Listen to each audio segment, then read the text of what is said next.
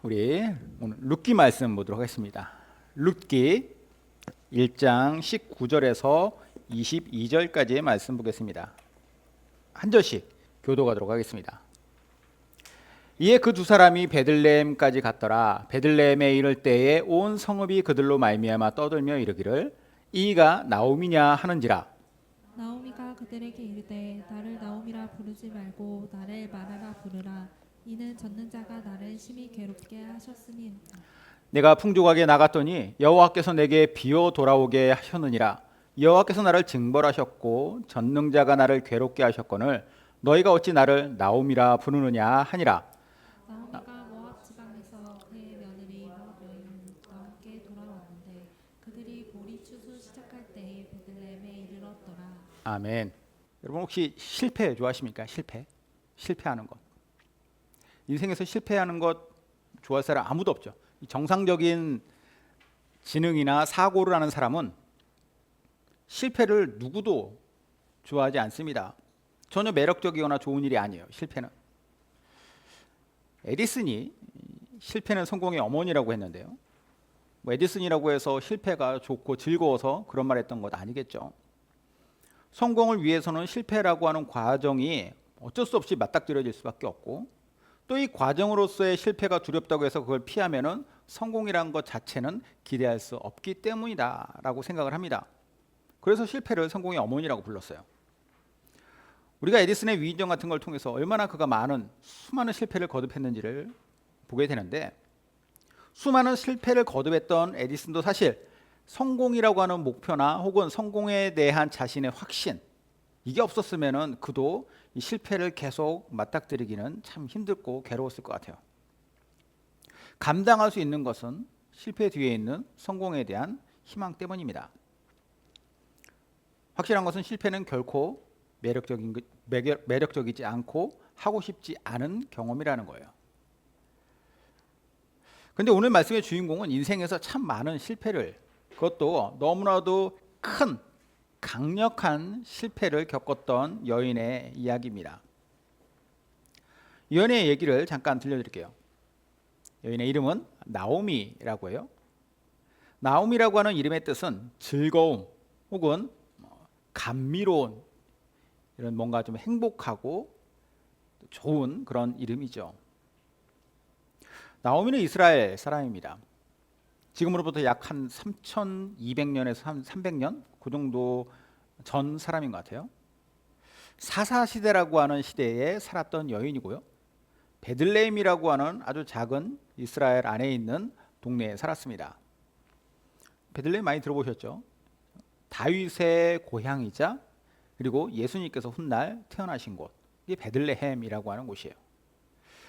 이곳 베들레헴에서 나오미는 남편인 엘리멜렉과 그리고 기론과 말론과 기럨이라고 하는 두 아들과 함께 살고 있었어요. 네 식구가 이렇게 살다가 어느 날 이스라엘 전역에 극심한 흉년이 들었습니다. 그래서 나오미와 네 식구들은 이 흉년을 피해서 얼마간 옆 나라인 모압이라고 하는 곳에서 이 흉년을 좀 피해서 살기로 했어요. 자, 1절 룻기 1장 1절과 2절 보겠습니다. 사사들이 치리하던 때에 그 땅에 흉년이 드니라. 유다 베들레헴의 한 사람이 그의 아내와 두 아들을 데리고 모압 지방에 가서 거류하였는데 그 사람의 이름은 엘리멜렉이요 그의 아내의 이름은 나오미요 그의 두 아들의 이름은 말론과 기럨이니 유다 베들레헴 에브라 사람들이더라. 그들이 모압 지방에 들어가서 거기서 살더니 사사들이 치리하던 때라고 하면서 룻기 1장이 시작을 했어요. 그리고 그 땅에 흉년이 들었고 그래서 모압이라고 하는 곳에 잠시 머물러 갔다. 이 거류하였는데 라고 하는 거. 거류하다라고 하는 것이 손님이 잠시 머물 때 사용하는 단어예요. 그러니까 손님이 잠시 머물 때 사용하는 단어를 썼을 정도로 거기에는 잠깐 가서 이 흉년만 피해보고자 갔다라는 거예요. 자, 그렇게 네 식구가 모압에서 지내고 있었는데 얼마 못 가서 가장인 엘리멜렉이 죽습니다. 나오미에게 첫 번째 인생의 실패와 시련이 찾아온 것이죠. 그래서 결국 나오미는 두 아들과 함께 이 남편이 죽은 모압 땅에 그냥 정착하기로 결정을 해요.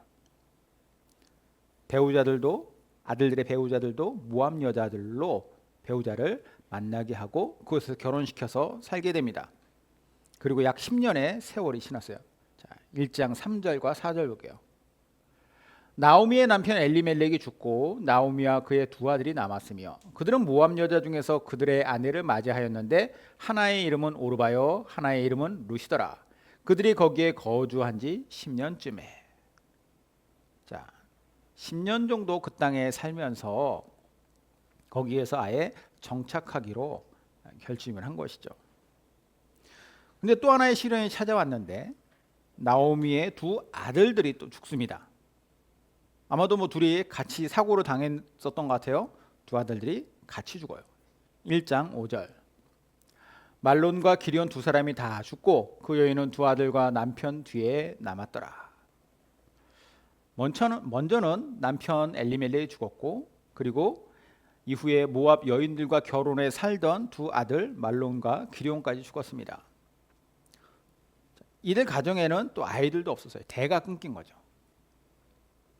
설상가상으로 이 시대는 여자가 남자의 종속된 존재로 여겨지는 시대였어요. 그러니까 남자라고 하는 존재가 없으면 여자의 힘만으로는 아무리 능력이 좋아도 그 땅에서 그 시대에 살아남기 힘들었던 시대였다라는 거예요.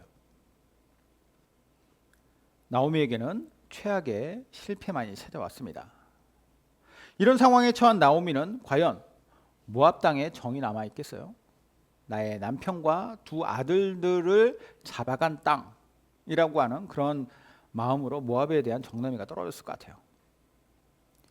힘든 나날들을 보냈을 것이고 그러던 중에 흉년으로 고통받았던 자신의 고향 이스라엘 땅에 베들레헴에 다시 풍요로운 삶이 찾아왔다라고 하는 소식이 들려왔습니다. 나오미는 이제 다시 고향으로 돌아가서 죽기 전에 고향 땅을 밟기로 결심을 해요. 자, 그러면 나오미는 그렇다 치고 그녀와 함께 남겨진 두 며느리들은 어떻게 합니까? 아직 젊은 나이의 며느리들. 차마 그들을 데리고 갈 수 없다라는 건 나오미 당연히 알죠. 그래서 너의 친정으로 다시 돌아가서 거기에서 다시 새 출발해라 라고 그 며느리들을 돌려보내요. 처음에는 둘 다 시어머니를 따라가겠다고 했지만 뭐 현실적인 것은 어쩔 수 없는 거니까 그래서 오르바는 자신의 친정으로 돌아가고 그리고 룻만이 남아서 그 시어머니인 나오미를 쫓아갑니다. 그리고 어머니의 고향이자 죽은 남편의 고향인 베들레헴으로 들어와요. 오늘 본문은 이렇게 해서 나오미와 룻이 함께 베들레헴에 딱 들어옴으로써 말씀이 시작을 합니다. 10수년 만에 떠났던 나오미가 돌아왔다는 소식이 온 동네에 삽시간에 퍼져요. 19절. 이에 그 두 사람이 베들레헴까지 갔더라. 베들레헴에 이를 때에 온 성읍이 그들로 말미암아 떠들며 이르기를 이가 나오미냐 하는지라. 자, 아까도 말씀드렸지만 이 다윗의 고향이자 그리고 예수님이 앞으로 태어나실 곳 이 베들레헴은요 아주 작은 마을입니다. 얼마나 작으면 마태복음 2장 6절에 보면 이런 기록이 또 나와요. 유대 땅 베들레헴아 너는 유대 고을 중에서 가장 작지 아니하도다. 내게서 한 다스리는 자가 나와서 내 백성 이스라엘의 목자가 되리라 하였음이니이다. 자, 이게 유대 고을 중에서 가장 작지 않다라고 하는 것이 실제로 크기가 그렇다라는 것이 아니라 사이즈는 아주 작지만 예수님께서 그 땅에서 그곳에서 나실 것이니 영적으로는 큰 의미가 있는 영적으로는 큰 마을이다라고 하는 뜻이죠.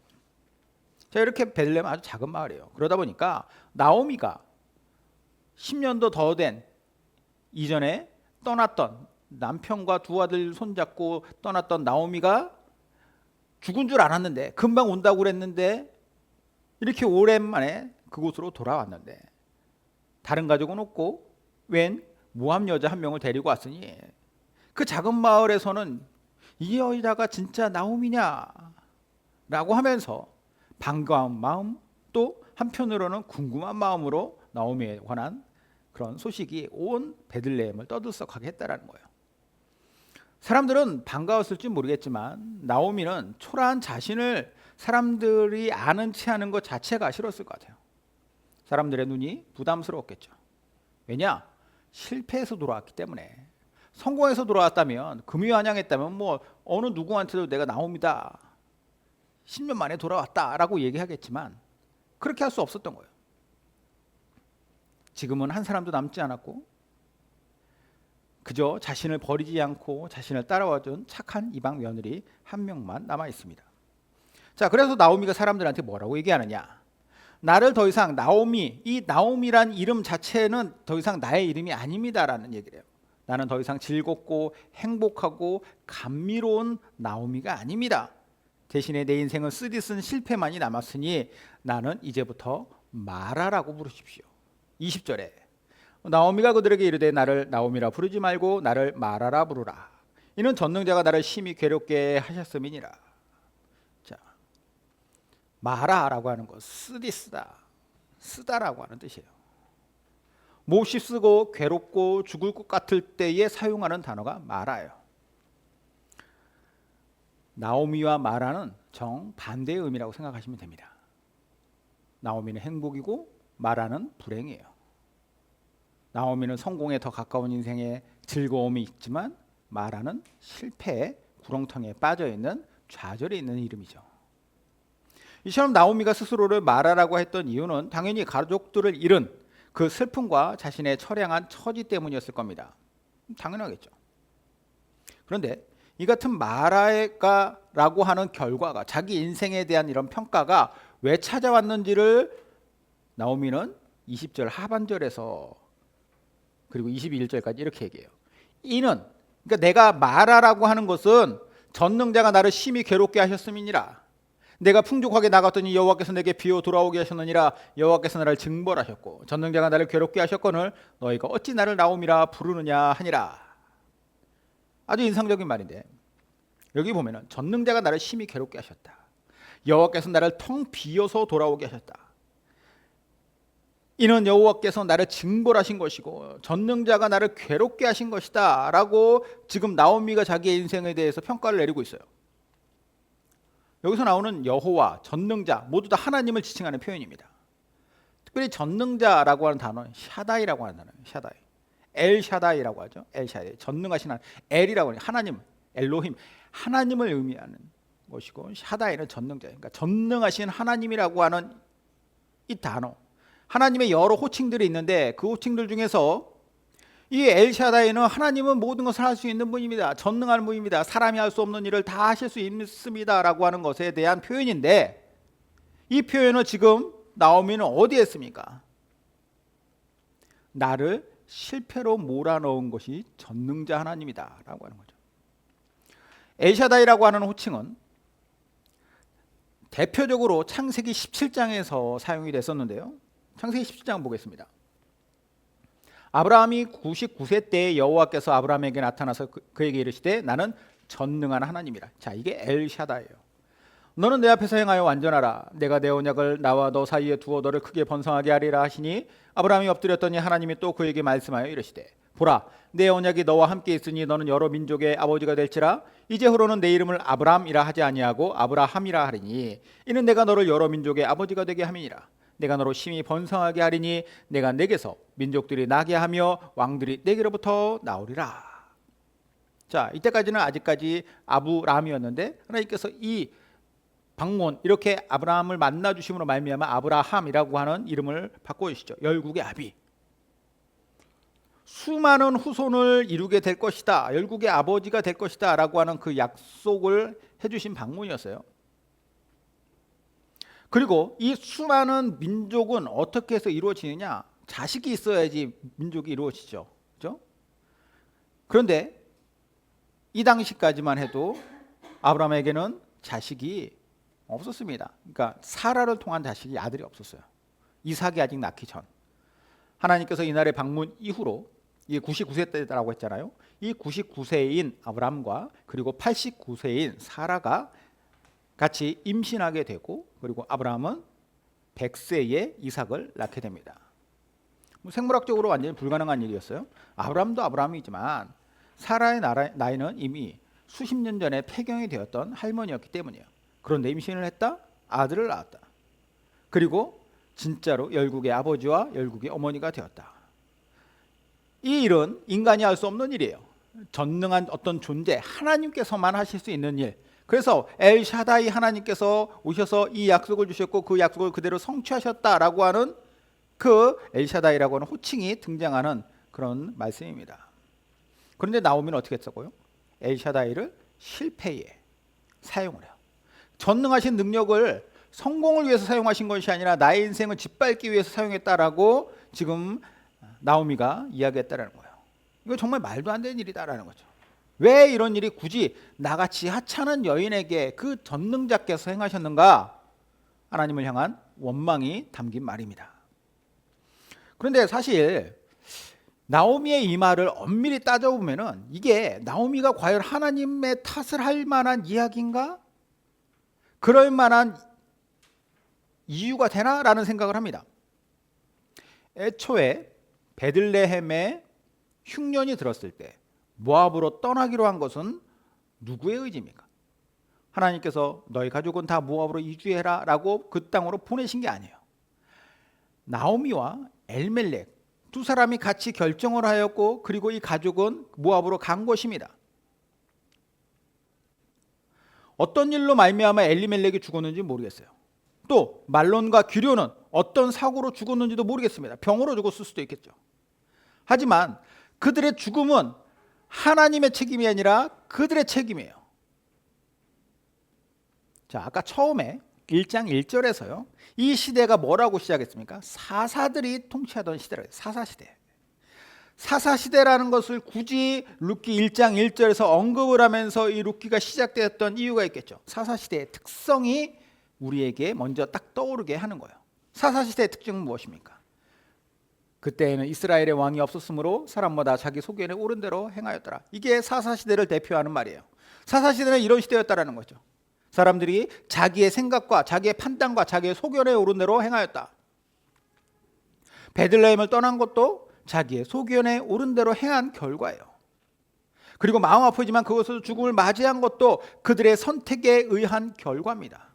그러면 이걸 가지고 엘샤다이의 하나님이 나를 괴롭게 하신 것이다, 나의 인생을 짓밟으신 것이다 라고 말하면 되느냐? 그게 아니라 우리의 어리석은 선택이 결국은 모든 것을 다 잃고 나 홀로 돌아오게 했습니다 라고 했어야죠. 근데 저는 이 나오미의 말을 보면서 우리 인간이 가지고 있는 어리석음이라던가 무지함에 대한 생각을 다시 한번 해보게 됐습니다. 인간이 보통은 어떤 문제가 있었을 때, 실패가 있었을 때에 그리고 그것으로 말미암은 고통을 당할 때 이것을 내 탓으로 하기보다는 자꾸 이 외부적인 요소에 의해서, 요인에 의해서 내가 이렇게 됐다라고 남 탓하기 쉬워요.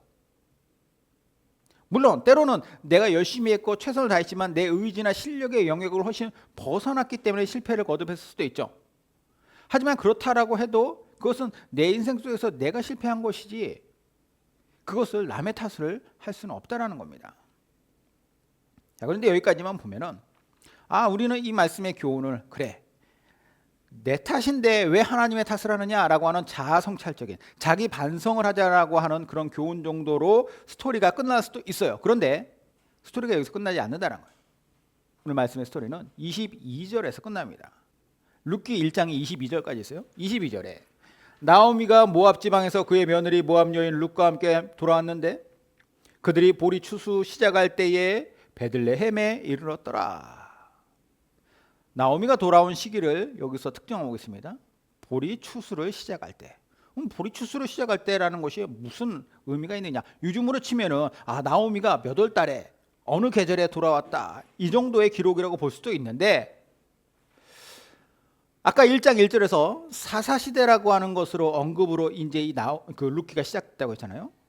마찬가지로 이 1장 22절에서 보리 추수를 시작할 때에 돌아왔다라고 하는 것에는 여기에 새로운 전개가 앞으로 펼쳐질 것이다라고 하는 복선을 깔고 있는 이야기입니다. 보리는 이스라엘의 작물 중에서 가장 먼저 추수하는 작물이에요. 초실절이라고 하는데 첫 번째 열매를 맺는, 그래서 그것으로 말미암아서 하나님께 제사하고 감사하는 절기가 초실절입니다. 이 초실절부터 시작해서 그 다음의 것들이 이제 막 열매를 맺는 일들이 계속 일어나요. 그다음에 포도라든가 밀이라든가 그런 것들을 계속 추수하는 것이 이제 그 뒤에 줄줄이 나온 거죠. 모든 것의 스타트는 여기에서 끊기는 겁니다. 여기서부터 시작되는 거예요. 초실절에 보리를 추수할 때. 이스라엘의 절 중에서 초실절이 있고 그 다음에 지금의 절기로는 이게 맥추감사주일이에요. 맥추감사절. 그리고 나서 좀 몇 달 지나면 뭐가 있습니까? 추수감사절이잖아요. 그렇죠? 풍성한 작물들의 수확을 여기에서부터 감사로 올려드리는 거. 그리고 이게 신약 시대로 가면은 언제가 이 초실절이냐라고 하면은 성령님이 임재하신 때, 오순절이라고 하죠.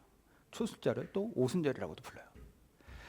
성령께서 임하심으로 말미암아 그 이후에 위대한 교회의 역사 열매가 막 열리기 시작하는 거죠. 영적인 의미가 여기에 담겨져 있어요.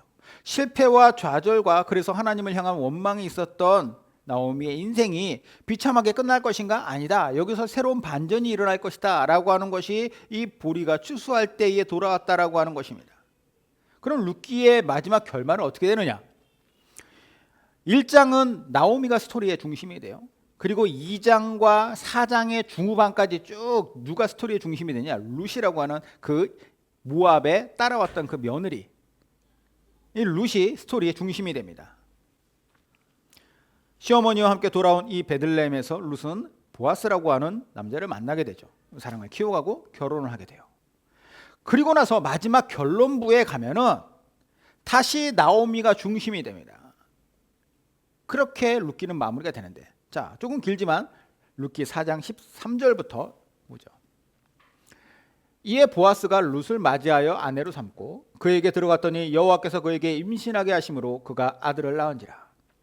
여인들이 나오미에게 이르되 찬송할지로다. 여호와께서 오늘 내게 기업 물을 자가 없게 하시지 아니하셨도다. 이 아이의 이름은 이스라엘 중에 유명하게 되기를 원하노라. 이는 내 생명의 회복자이며 내 노년의 봉양자라. 곧 너를 사랑하며 일곱 아들보다 귀한 내 며느리가 낳은 자로다 하니라. 나오미가 아기를 받아 품에 품고 그의 양육자가 되니 그의 이웃 여인들이 그에게 이름을 지어주되 나오미에게 아들이 태어났다 하여 그의 이름을 오벳이라 하였는데 그는 다윗의 아버지인 이새의 아버지였더라. 베레스의 계보는 이러하니라.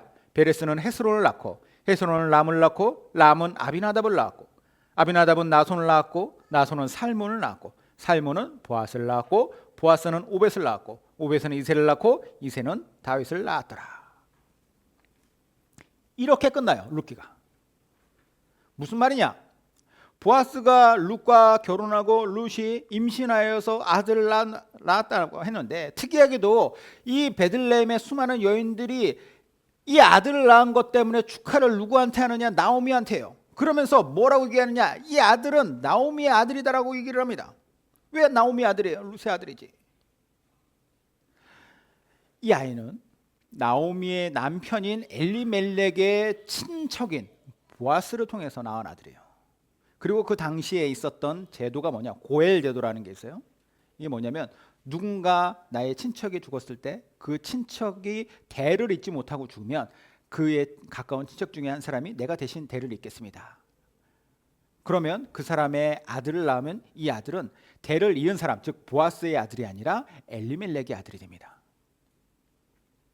엘리멜렉 가문의 대를 잇고 있는 거예요. 그리고 그 아들이 누구냐? 장차 어떤 인물이 되느냐? 오벳이라고 하는 그 아들은 결혼해서 아들을 낳고 그 아이의 이름을 이새라고 지었고 이새는 아들을 낳았으니 그의 아들이 다윗이 되는 겁니다. 이걸 보면서 어떤 생각이 드십니까?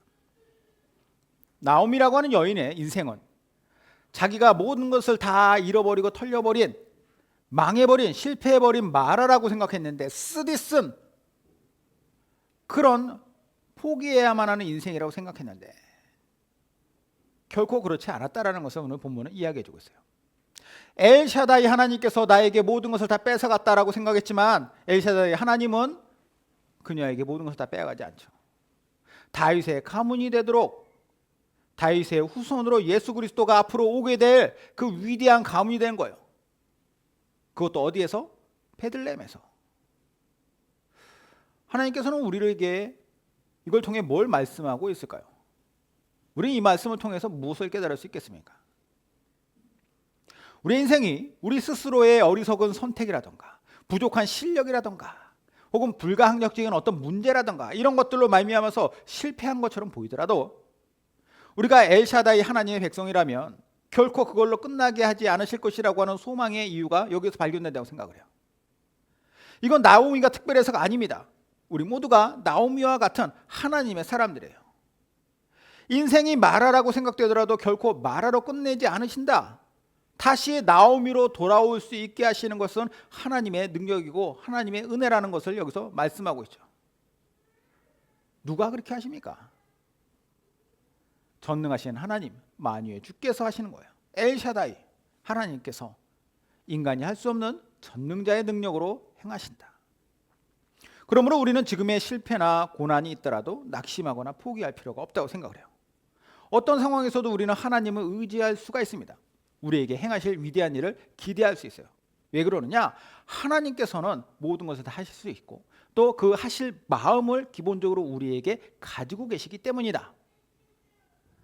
하나님 어떤 분이시냐? 광야에 길을 내시고 사막에 강을 내시는 분입니다. 그러므로 우리의 인생이 나오미인가 마라인가라고 했을 때에는 우리의 인생 스스로 마라라고 생각하지 말고 규정하지 말고 우리의 인생을 나오미로 인도하실 하나님 바라보면서 늘 우리의 삶을 하나님의 뜻하신 가운데 은혜 가운데 살아가시기를 주님의 이름으로 축원드립니다. 기도하겠습니다.